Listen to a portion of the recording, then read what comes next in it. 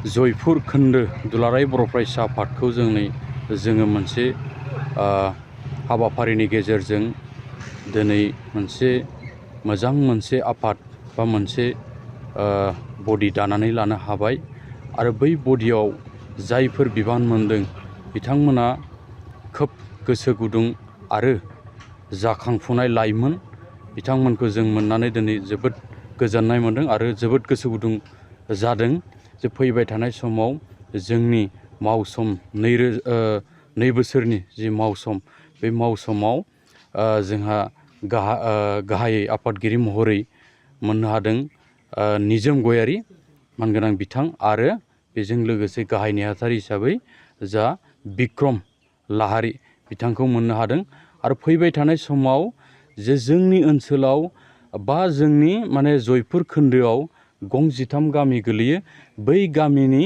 थासारि जोंनि लाइमोनफोरनि जि सोलोंथाइनि सायाव जेंना आरो दा आथिखालाव जोंनि लाइमोनफोरा गाज्रि लामाजों आगान होनाय बैफोरखौ जोङो माब्रै गैया खालामनो हायो समाजाव मोनसे गोजोन थासारि आरो जोंनि समाजखौ जों गोग्गो खालामनो थाखाय जोंनि नैबे जयपुर खोन्दो इउनिट एबसुखौ जों गोथारै दाफुंनानै लादों दिनै जे जायफोरा बिबान मोनदों गावनि बेसेन गोसा समखौ ओरैनो हगारालासे ओरैबायदि मावनायनि बाथ्रा बुंदों आरो लोगोसे जोंबो खावलायदों जे दख'र आफादजों थाफानानै बोरै जों समान समान खामानि मावनो हायो बे गं 13 गामिनि लाइमोनफोर आरो फरायनाय समाजारि जेंना बैफोर जेंनायाव मोगा मोगि जानायफोरखौ जों बोरै गैया खालामनो हायो ज' सावरायनानै आरो बिथांमोना गोख्रों बाहागो लागोन बेखौ आं आसा फारिबाय आरो जों सिमेन्ट दख'रा दुलाराय बर' फरायसा आफादनि जानानै जेसे हायो जों मदद होगोन।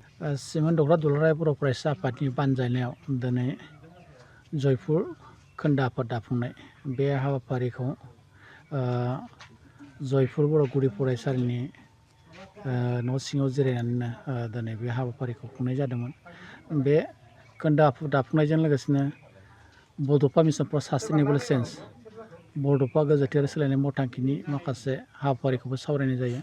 दा बेयाव जयपुर खोन्दोनि सिङाव थानाय गं 13 गामिनि माखासे लाइमोन सेंग्रा सिख्ला बाहागो लादों।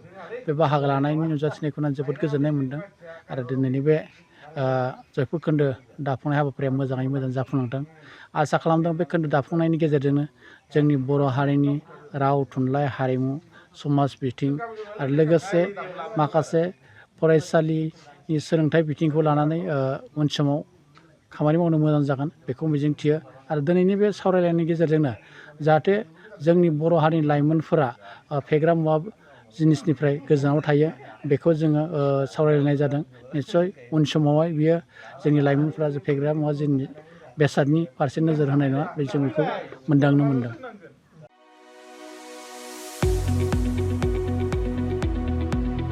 गुन गोनां सोलोंथाइ लानो गोसो गुदुं फरायसाफोरनि थाखाय गोजोनथाव खौरां।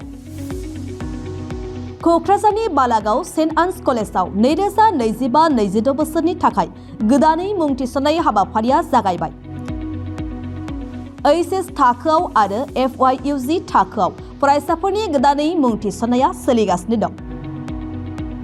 क'क्राझारनि साहा बालागावआव थानाय सेन्ट आन्स कलेजनि HS थाखोआव कमार्स आरो आर्ट्स स्ट्रिमाव इंलिश मिडियामाव गोदानै मुं थिसननाया सोलिगासिनो दं आरो बेजों लोगोसे FYUG एबा 4 इयार आन्डार ग्रेजुएटनि थाखायबो कमार्स आरो आर्ट्सआव गोदानै मुं थिसननायाबो जागायबाय।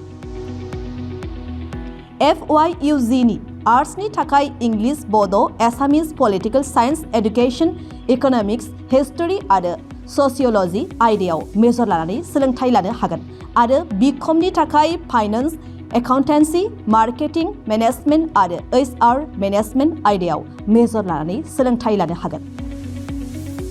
गुन गोनां फोरोंगिरिफोरनि सोलोंथाइ होनायजों लोगोसे बेवहाय बायदि उफ्रा सोलोंथाइबो होनाय जायो जेरै computer class spoken English course आरो गुबुन सार्टिफिकेट कर्सफोरनिबो सोलोंथाइ लानो खाबु होनाय जायो।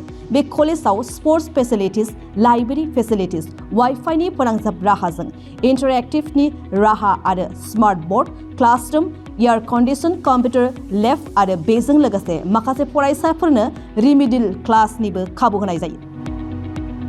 हौवा आरो हिन्जावफोरनि थाखाय आलादा आलादा हस्टेलनिबो सुबिदा दं। जायफोर फरायसाफोरा गुनगोनां सोलोंथाइ लानो गोसो गुदुं नोंथांमोना क'क्राझार बालागावआव थानाय सेन्ट आन्स फरायसालिमायाव मुं थिसन्नो हासिगोन। गोबाङै मिन्थिबावनो थाखाय नैबे जानबुं एबा कन्टेक्ट नं 6003786924 आव जगाजग खालामदो एबा सुलाद लाहरनो हागोन।